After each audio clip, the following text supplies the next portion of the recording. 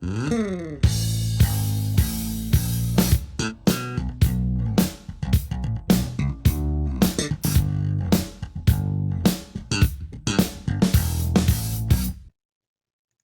everybody, this is Chad Packer. I am the co-zone head referee for the Great Lakes and Midwest zones for USA Water Polo. I'm also the supervisor of officials for the Ohio Water Polo Referees Association, and we put together some of these videos to help referees and fans and players kind of understand the new rules. Specific today, we're going to be talking about the new goal area.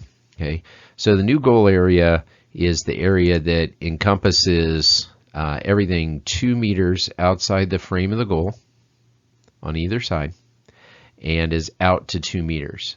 Okay, so this area right there, everything in here. Okay, that's the new goal area. And I'm going to use the word laterally, meaning anything that's coming away from the goal towards the sideline, and vertically. So I'll be referring to this as vertical and this is lateral. Okay, so let's take a look at these bullet points here. It's an ordinary foul if an attacking player is within the goal area except when behind the line of the ball.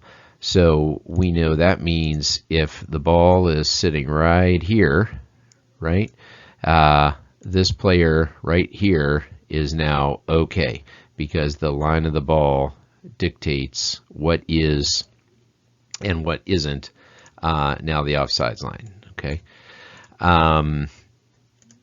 It's not an offense if a player is inside 2 meters but outside the goal area. So now players are allowed in here and can sit in these areas as long as they want. Doesn't matter where the ball is, as long as you are outside the goal area 2 meters laterally, you are good to go to sit out here anytime you want without the ball. Any player who's behind the line of the ball can enter the goal area to receive the ball. So that's what we already talked about. Any player inside the goal area who does not shoot but passes the ball backwards has to leave the goal area immediately to avoid being sanctioned under this rule. So what we're talking about there is the old school, right? Player is right here, right? And is in possession of the ball, right? And decides not to shoot and passes the ball this way. That player has to immediately move back outside the goal area vertically, or can now also leave laterally. All right. Let's get rid of some of that stuff there. Getting a lot of stuff out there. Come on, Pack. Okay. A player who momentarily enters the goal area but does not interfere with play must then immediately leave the goal area to avoid being penalized. I'm telling you right now, this area is being seen as sacred water now. So if a player gets in there, they have even less leeway now than they probably had before as far as I've been instructed. This is kind of sacred area because it is defined now. So if a player gets in there, I mean, it has to be immediate removal, or moving, I guess, back out.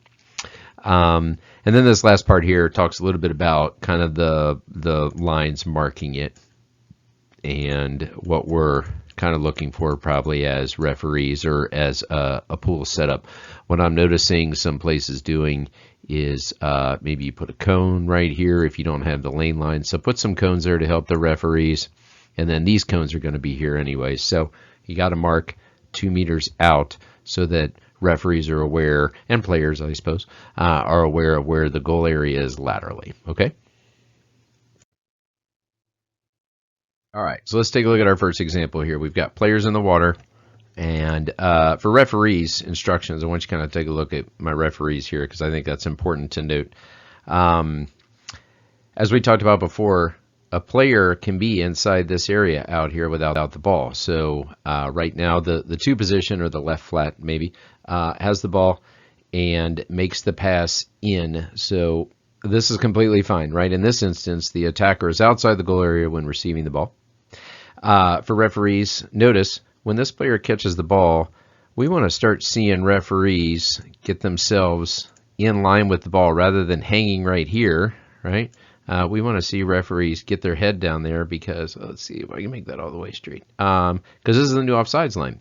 So as soon as this player catches the ball, this player can move in so long as his or her head is behind the new offsides line. So that's why I make that point there. And as fate would have it, the very next slide shows this thing I just talked about on the last slide. So this player is allowed inside the goal area because a newly established offsides line exists because the ball went to a player inside 2 meters, but outside the goal area. So this is the new offsides line. Notice our referee's in line there to best judge this, right? This pass is coming backwards. If this pass comes laterally, you better be there to judge it. If it goes forward, it's automatic offsides. Okay, and I think I note that here. Yeah, think about a forward lateral in football if that helps with this forward pass. Okay, so this last bullet point here again just kind of reiterates: just because the center forward's inside the goal area doesn't make it automatic offsides, and that's why we want our referee down there to judge that. So continuing the example with the ball being inside here, right? We have this player inside who's received the ball. Again, all perfectly legit. We also have another player. Remember I said forward passes to anybody in here is offsides, but this player is not in the goal area, so any pass, backward, laterally, or forward is completely legit because this player is outside the goal area. 2 meters laterally, 2 meters vertically. So this referee on the line here, measuring any player inside here and also measuring this player here. Now, as soon as this ball comes here, right, we'd love to see this referee move down and establish the new offsides line because remember, as soon as that ball is way down here, this player can slide all the way into here because the new offsides line would be kind of there, right? So it's important for that referee to slide down with the ball. So we've had a lot of slides that show that it's okay. Remember the pass coming down here is totally legit. The pass coming to this player is totally legit. But in this case, this player is offsides. First of all, if this player is just kind of slid in real quick and does a backdoor cut, it's going to be offsides, right? Because this player is inside without the ball and is ahead of the ball and is ahead of the offsides line, which is 2 meters, so long as the ball is outside. That's why we want our attacking referee, right, to be situated right at 2 meters with his or her body turned a little bit so that all players can see where the referee is, right? You kind of have your shoulders open so all the pairs can see you. That's why this referee is standing that way up top as the perimeter referee. So this is another no example. A player is inside and is ahead of the ball and is inside 2 meters without the ball being down here. Again, if the ball is down here, new offsides line. But in this case, the player's sitting in there. So the last time the ball came to him backcourt, offsides. This time the ball doesn't come anywhere close to him. If this player's passively sitting there, okay. Now if this player kind of cut for backdoor and then immediately got out, okay. Really got to make sure that that player stays outside 2 meters.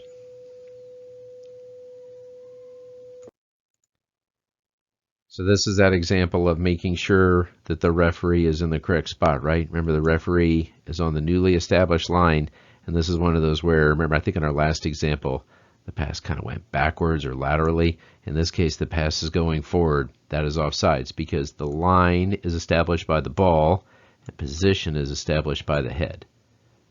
Line, ball, position of player, head.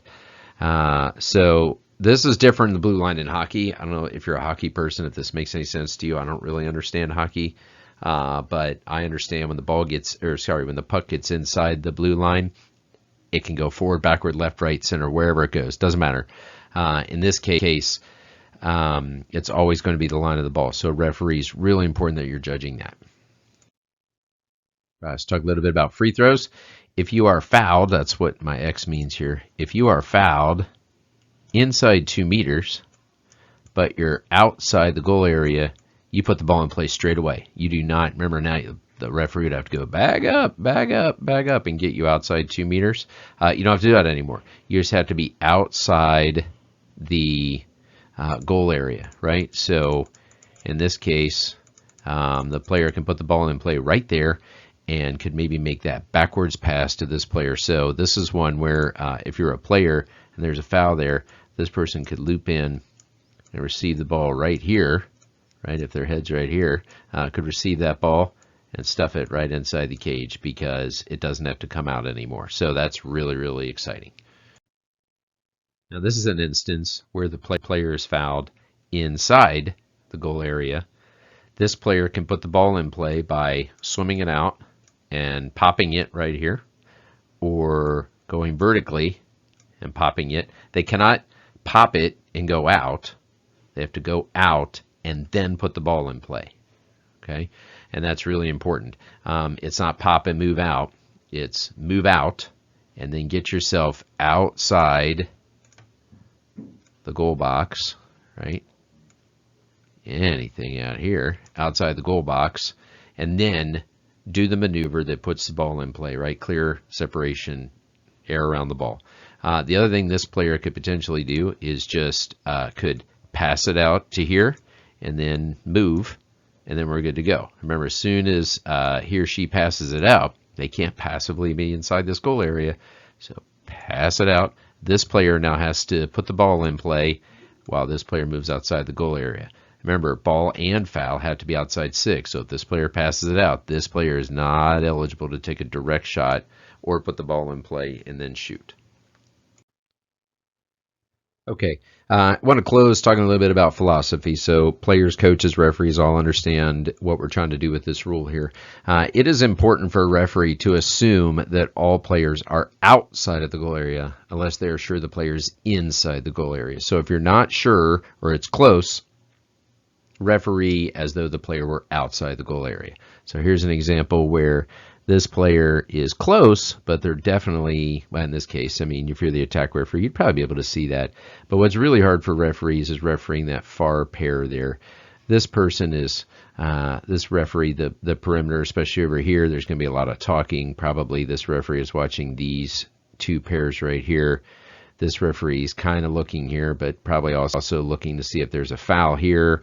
So there's a lot going on. Don't whistle this player offsides unless you're sure he or she is. Okay.